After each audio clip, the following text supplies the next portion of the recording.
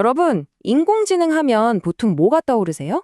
아마 화면 속에서 이메일을 써주거나 그림을 그려주는 그런 똑똑한 디지털 비서를 떠올리실 텐데요. 근데 오늘 우리가 얘기할 AI는 그 화면을 그냥 캐고 나와서 현실 세계를 돌아다니는 완전히 새로운 차원의 인공지능입니다. 네, 맞아요. 챗 GPT 같은 생성형 AI. 이제는 우리 일상이나 업무에서 없어서는 안 될 존재가 됐죠. 보고서도 뚝딱 만들어주고, 복잡한 데이터도 착착 분석해주고, 심지어는 멋진 그림까지 그려주잖아요. 정말 익숙한 풍경입니다. 근데 말이죠, 이렇게 똑똑한 AI가 과연 상자 하나를 옮길 수 있을까요? 바로 이 아주 단순한 질문에서 지금 우리가 아는 AI의 근본적인 한계가 드러납니다. 아무리 디지털 두뇌가 뛰어나도요, 커피 한 잔 타는 거, 나사 하나 조이는 거, 이런 간단한 물리적인 행동 앞에서는 그냥 속수무책이죠. 자, 여기 한번 보세요. 차이가 극명하게 보이죠? 왼쪽의 디지털 AI는 물류에 대한 보고서는 정말 기가 막히게 잘 씁니다. 하지만 오른쪽의 피지컬 AI는요, 보고서를 쓰는 게 아니라 그냥 직접 상자를 들어서 쌓아버립니다. 결과물이 정보가 아니라 행동인 거죠. 바로 이 스크린 장벽, 이걸 넘느냐 못 넘느냐가 오늘 이야기의 진짜 핵심입니다. 자, 그래서 첫 번째 파트는 바로 상자 속의 AI입니다.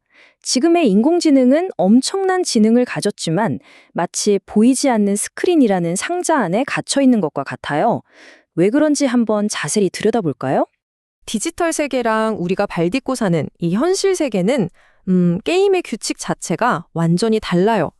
컴퓨터 안에서는 뭔가 잘못돼도 컨트롤 Z 한 번 누르면 끝이잖아요? 비용도 안 들고요. 근데 현실은요? 중력이라는 아주 무서운 법칙이 있죠. 로봇이 상자를 떨어뜨리면 그냥 깨지고 돈이 나가고 심하면 사람이 다칠 수도 있습니다. AI를 현실로 꺼내는 게 이렇게나 어려운 이유가 바로 여기에 있는 겁니다. 그럼 이 엄청난 장벽을 어떻게 넘을까요? 방법은 의외로 간단합니다. 그 똑똑한 AI의 두뇌를 디지털 감옥에서 꺼내서 몸을 주는 거죠. 바로 이 지점에서 체화된 AI, 오늘 우리가 얘기하는 피지컬 AI가 드디어 무대에 등장하게 됩니다. 피지컬 AI, 다른 말로는 체화된 AI라고도 하는데요. 말 그대로입니다. 몸을 가진 인공지능이라는 뜻이죠. 센서라는 감각기관으로 세상을 보고 AI라는 뇌로 생각하고 모터와 액추에이터라는 근육으로 움직이는 시스템. 아주 직관적이죠? 작동하는 방식은 딱 3단계로 볼 수 있어요. 근데 들어보시면 이거 우리랑 똑같은데? 하실 겁니다. 먼저 센서로 주변을 보고 감지, AI 두뇌로 어떻게 할지 판단하고 사고, 마지막으로 모터로 손과 발을 움직이는 행동 거죠. 이 보고, 생각하고, 움직이는 사이클이 계속해서 아주 빠르게 돌아가면서 로봇이 임무를 수행하는 겁니다. 자, 근데 말이죠. 이 로봇들을 어떻게 그렇게 똑똑하게 만들까요? 수많은 변수가 있는 현실 세계에서 어떻게 대처법을 가르칠 수 있을까요? 여기에 정말 기가 막힌 훈련법이 있습니다.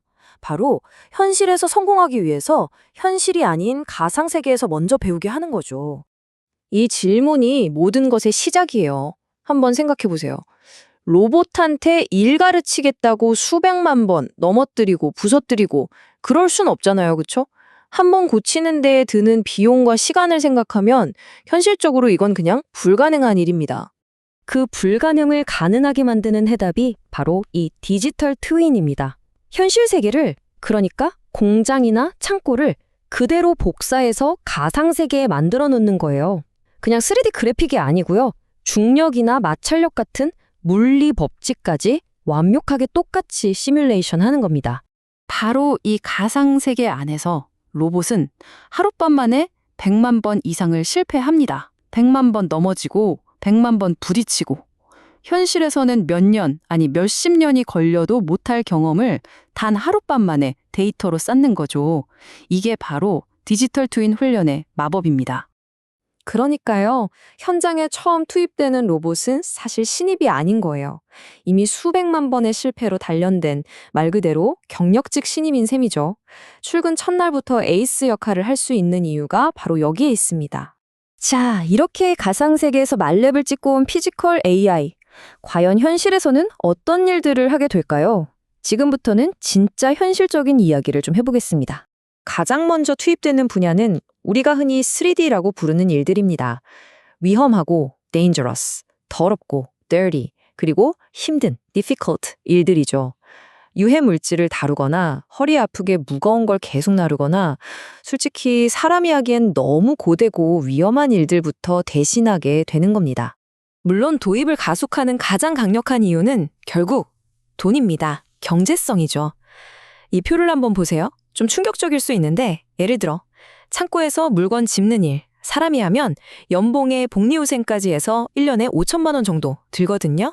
근데 로봇을 구독해서 쓰면 연 2,500만 원. 딱 절반 수준이죠. 이게 바로 서비스형 로봇, RAAS라는 모델인데 넷플릭스 보듯이 로봇을 월구독료만 내고 쓰는 겁니다. 이 그래프를 보시면 미래가 더 선명하게 보입니다. 위로 올라가는 주황색 선, 즉 사람 인건비는 계속 오르죠. 반면 기술 발전 덕분에 아래로 내려가는 파란색 선, 로봇 구독 비용은 계속 저렴해집니다.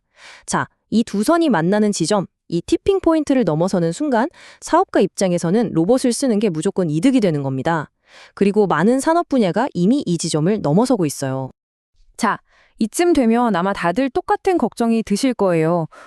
그럼 내 일자리는 어떻게 되는 거지? 맞습니다. 가장 중요하고 민감한 질문이죠. 그런데 이걸 단순히 일자리가 사라진다는 관점이 아니라 일이 진화한다는 관점으로 볼 필요가 있습니다. 물론 단순 반복적인 일은 줄어들 겁니다. 하지만 동시에 이런 새로운 일들이 폭발적으로 생겨나죠. 수백 대의 로봇을 총괄하는 로봇 운영 관리자, 로봇에게 더 효율적인 행동을 가르치는 행동 프롬프트 엔지니어, 가상 훈련장을 설계하는 디지털 트윈 아키텍트 같은 것들이요.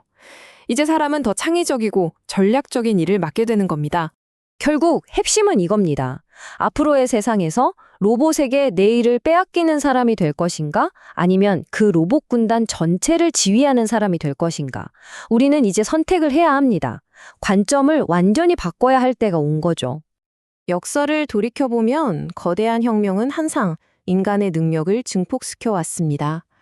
1차 산업혁명은 증개기관으로 인간의 근육을 무한히 확장했고, 인터넷 혁명은 컴퓨터로 인간의 지식을 무한히 확장했죠.